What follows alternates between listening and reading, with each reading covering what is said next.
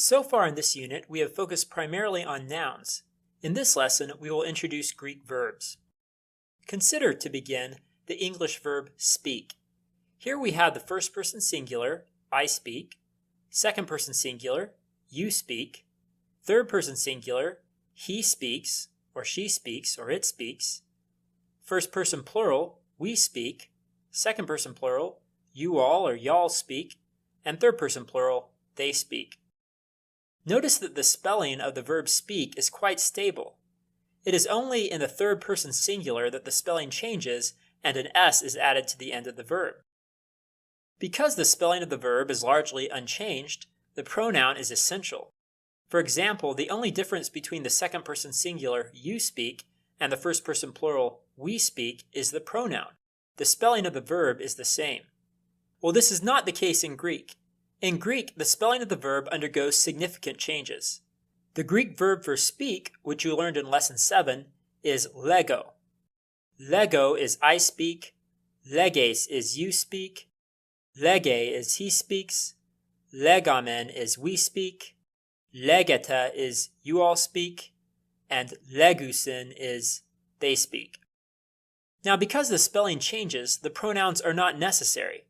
For example, in Greek you do not need the pronouns you and we to distinguish between the second person singular and first person plural forms of the verb. The ase ending tells you that leges is you speak. Likewise, the amen ending tells you that legamen is we speak. By the way, note that the lexical form of the verb is the first person singular form, lego.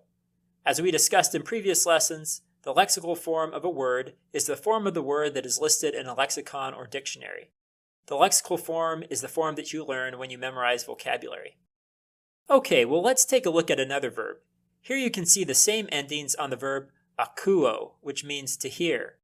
Akuo is I hear, akues is you hear, akue is he hears or she hears or it hears, akuamen is we hear, akueta is you all hear, and akuusin is they hear. By the way, the parentheses around the nu in the third person plural form simply indicates that sometimes the nu is present and sometimes it is absent. Now this next verb is one with which you will become very familiar. Luo does not occur very frequently in the New Testament, but because it is short and predictable, it is the verb that we use in our paradigms. A paradigm is simply a chart that you memorize to help you learn the various forms of a verb. So here we have the paradigm that you need to memorize for this lesson. This paradigm is called the present active indicative paradigm. Present is the tense, active is the voice, and indicative is the mood. Now we'll learn what all of that means in later lessons, but in this lesson, all you need to know is that present active indicative verbs can be translated with the English present tense. Alright, well in the previous lesson we practiced parsing Greek nouns. Recall that to parse a Greek noun you need to give the lexical form as well as the case, gender, and number. In this lesson, we will learn how to parse Greek verbs.